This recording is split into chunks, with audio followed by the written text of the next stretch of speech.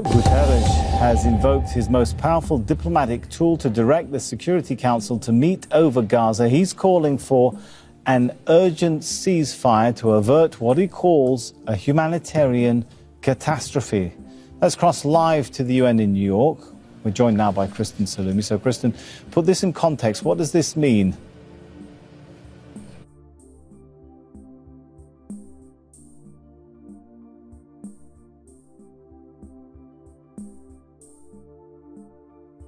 Guterres has invoked his most powerful diplomatic tool to direct the Security Council to meet over Gaza. He's calling for an urgent ceasefire to avert what he calls a humanitarian catastrophe.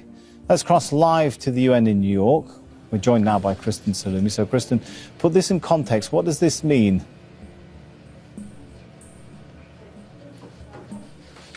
Yes, well, we have received through diplomatic sources a copy of a letter that the Secretary General has submitted to the Security Council invoking Article 99. This is the Secretary General's equivalent of pushing the panic button. Article 99 in the UN Charter gives him the authority to call for a Security Council meeting for any topic that he views as a threat to international peace and security. It doesn't have to be on the agenda. It doesn't have to be called by a council member. And he is doing so over the situation in Gaza. In the letter, he urges the council to use its power to press for a ceasefire in Gaza, saying that the humanitarian situation cannot be addressed in the current environment, that the situation is that the humanitarian response is at severe risk of collapse if there is not a ceasefire and more aid is allowed to get in.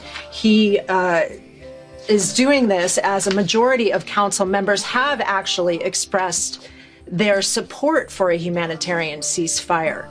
However, the council has not invoked a resolution calling for a ceasefire. The United States has been very clear in its opposition to doing so. The United States, being a veto-wielding member of the Council, as recently as yesterday said that it does not believe that Council action would help the situation. They instead called for continued negotiations, said that the United States was continuing to work with Israel to improve the situation for humanitarian access on the ground. But as the situation goes from bad to worse, we see the Secretary General invoking this power to press the Security Council to take action that it has been unable to do so far. So this is a pretty significant step by the Secretary General. In his entire time as Secretary General since 2017, he has never once used Article 99. This is the first time. So that gives a sense of just how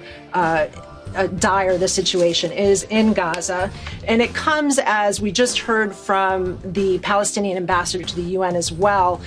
He came to the stakeout with members of the Arab group and Organization of Islamic Cooperation to say that they would be going to Washington, D.C. tomorrow to also press U.S. officials for a ceasefire. So what we're seeing from UN officials and delegations here at the UN is a full court press to try to get a ceasefire and some relief for the people of Gaza.